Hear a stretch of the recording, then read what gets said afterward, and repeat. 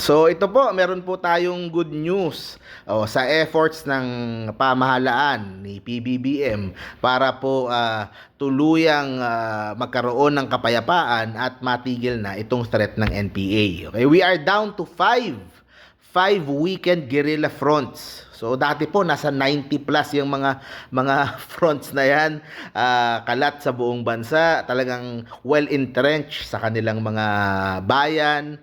Ngayon po, 5 na lang at pakonti na ng pakonti at we are on our way hopefully by this year or early next year na magkaroon po ng zero na guerrilla fronts sa bansa at hopefully marapit na din tayong umabot sa punto na maging NPA free. Okay? Yun po yung pangarap po natin para po hindi na tayo nagpapatayan Pilipino laban sa Pilipino. Kung gusto nila pumasok sa politika, kung gusto nila doon sila makipagdiskurso, makipagdebate, ipaglaban nila yung mga gusto nilang ma-advokasya sa bansa. O sa akin po, walang masama po doon. Karapatan nila yon. Pero yung para magdala ka ng armas, tutol po tayo dyan. At 5 na lang nga yung kanilang weekend fronts. At according to Secretary Anyo ng NSA, for the next election in 2025, hindi na po magiging issue yung pong permit to campaign nitong grupo na to. Dati kasi, pag gusto mo mangampanya sa mga sulok-sulok sa mga probinsya,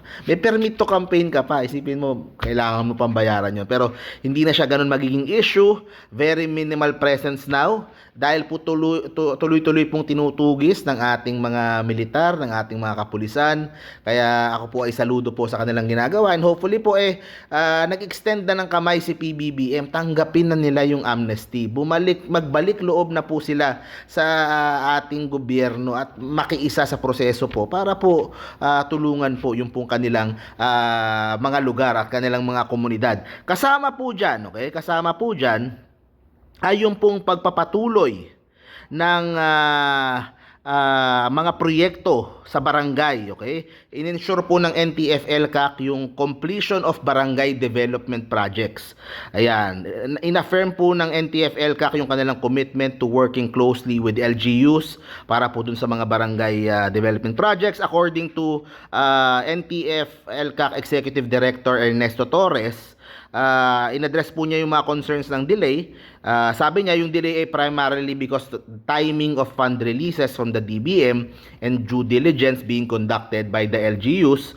Pero the funds were only released in May 2024. Pero tuloy-tuloy po yan. As of August 6, 2024, ito pong mga proyekto na 885 projects spread across 864 barangays. Ayan. So yun po yung mga kukumpletuhin pa, okay, ng ating pamahalaan. Ano yung gamit ng mga proyekto na to sa barangay? Actually, malaking factor po ito. Kaya po humihina talaga. Kasi po pag nakikita ng mga far-flung na barangays na may gobyerno naman pala ay mayroon naman palang gagawa ng kalsada papunta sa palengke, papunta sa bayan. Mayroon naman palang gagawa ng mga maayos na sa patubig, maayos na irigasyon, maayos na kumbaga kung nakikita nila na sumusuporta yung gobyerno, walang rason para po sila ay kumampi doon po sa mga armed rebels. Yun po yung kagandahan ng proyekto na to. At tuloy-tuloy po yung ginagawa ng ating gobyerno. Kaya yun yung isang rason din kung bakit 5 na lang yung weekend guerrilla fronts. Ang isa pang magandang balita, actually ito, gulat din ako. Nagpirmahan. Okay?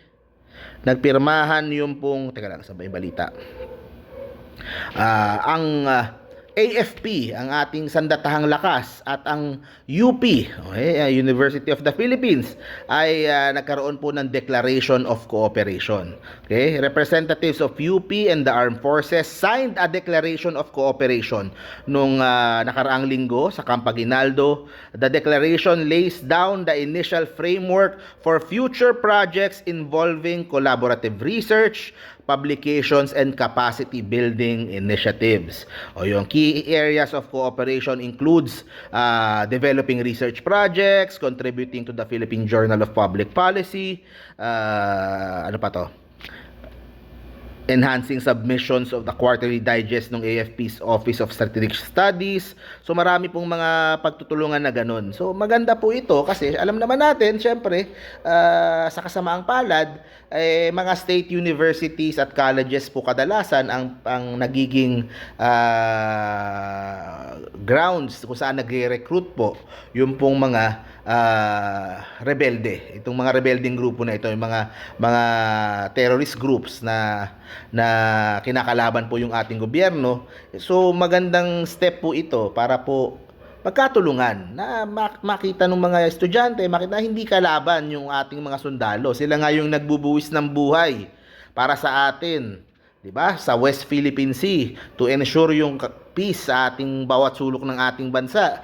'Di ba? So kakampi natin 'yan at magkaroon ng understanding pa yung dalawa. So ito ay whole of government approach na ginagawa dito sa PBBM administration. Kaya hopefully po, ayan, tuloy-tuloy lang po yung ginagawa po natin at full support lang po tayo at I am confident na matatapos itong problema sa NPA.